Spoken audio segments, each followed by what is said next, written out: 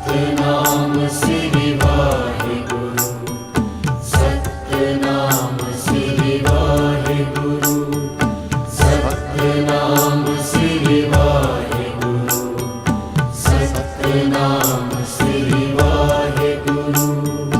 यही नाम है सहारा, यही नाम है आधारा।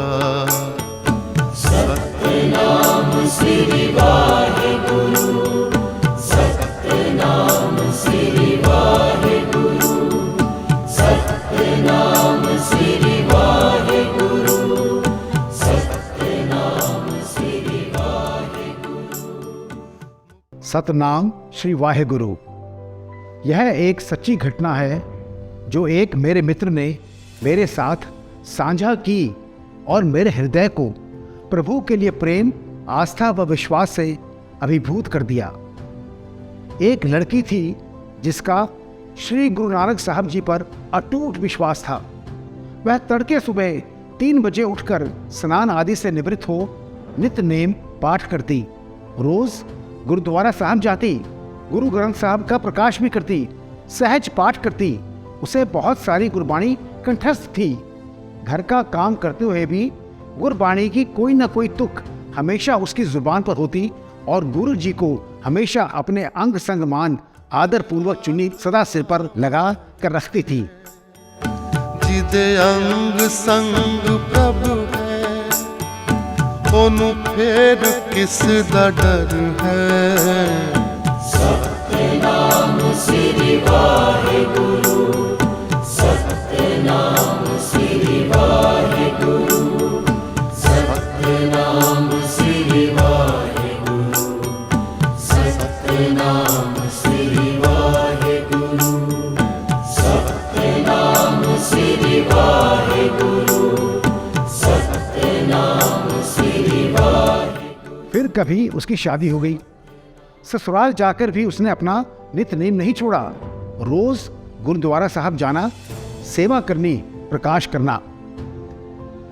उसके ससुराल वाले किसी और दुनियावी बाबा को मानते थे।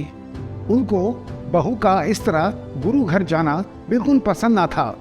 वे सभी उसको दुनियावी बाबा को मानने को कहते थे, पर उस लड़की ने साफ मना कर दिया और कहा कि मेरे श्री गुरु ग्रंथ साहब पूर्ण समर्थ हैं और मुझे किसी और के आगे सिर झुकाने की आवश्यकता नहीं, जरूरत नहीं।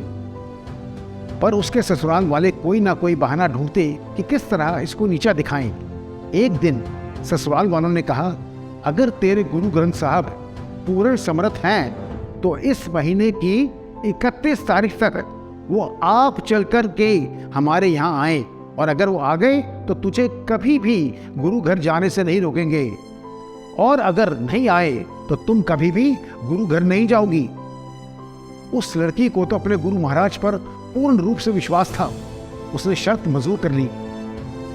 इस लड़की ने हमेशा की तरह रोज सुबह गुरुद्वारा साहब जाना, अरदास करनी और कभी कभी तो रो भी पड़ना, और एक ही बात कहनी कि सच्चे पातशाह जी, मुझे आप पर पूरा विश्वास है। दिन निकलते गए। आखिर अगस्त की 30 तारीख आ गई। उस रात लड़की बहुत रोई। उसका गुरु जी पर विश्वास अडिग था। वह गुरु साहब को नहीं परख रही थी, पर उसके ससुराल वालों को भरोसा देना बहुत जरूरी था। उस 30 तारीख की रात को 3 बजे भारी बरसात शुरू हो गई और देखते ही देखते पानी बढ़ने लगा। उस सुबह वह लड़की गुरुद्वारा साहब ना जा सकी। जब सुबह हुई और गुरुद्वारा साहब के ग्रंथी साहब ने देखा कि गुरुद्वारा साहब की कच्ची छत से पानी लीक हो रहा है, उन्होंने सोचा कि कुछ गलत ना हो जाए, तो गांव के कुछ समझदार लोगों को बुला के हालात बताए। सबने ये सलाह दी कि जब तक बरसात नहीं रुकती और छत ठीक नहीं हो जाती, तब तक गुरु साहब जी का पावन स्वरूप का किसी के घर में प्रकाश कर देना चाहिए, ताकि बेअदबी ना हो। तब ग्रंथी जी ने कहा, रोज यहाँ एक लड़की आती है जो कभी कभी प्रकाश भी करती है और सेवा तो बहुत करती है। हम लोग गुरु साहब जी का स्वरूप उसके घर ले चलते हैं। सब लोग इस बात पर सहमत हो गए। एक बुजुर्ग कहने लगे कि एक बंदा उसके घर पहुंचकर इजाजत तो ले ले। तो ग्रंथी साहब ने कहा, इजाजत क्या लेनी, वो मना थोड़ी करेगी। तब ग्रंथी साहब और गांव के कुछ लोग गुरु साहब जी के पावन स्वरूप को बेहद आदर सत्कार से लेकर के उस लड़की के घर की ओर चल पड़े। लड़की के ससुराल सब इस बात पर खुश हो रहे थे कि आज 31 तारीख है, अगर गुरु ना आए तो कल से इसका गुरुद्वारा जाना बंद। तभी दरवाजे पर दस्तक हुई। जब ससुर ने दरवाजा खोला तो सामने श्री गुरु ग्रंथ साहब जी, वो तो दंग रह गए। गणपति जी ने कहा, जल्दी से कोई भी एक कमरा खाली करके उसकी अच्छी तरह से सफाई कराओ, गुरु साहब जी का प्रकाश करना है। उस लड़की ने बहुत चाव से कमरा साफ किया। उसकी श्रद्धा व विश्वास देख सारे परिवार ने उस लड़की से माफी मांगी। लड़की का विश्वास रंग लाया। बात सारी विश्वास की है। भगत धन्ना जाट ने भी विश्वास के साथ पत्थर में से परमात्मा पा लिया था। श्री गुरु ग्रंथ साहब जी आज भी पूर्ण रूप से समर्थ हैं। कमी गुरु साहब में नहीं, कमी हम में है। हमारा विश्वास डगमगाता रहता है। हम अपनी बुद्धि को आगे व गुरु हुक्म को पीछे रखते हैं, तभी तो दुखी होते हैं। भक्ति सारी विश्वास की नींव के ऊपर है, इसलिए गुरु पर विश्वास बनाओ। कुछ भी असंभव नहीं है।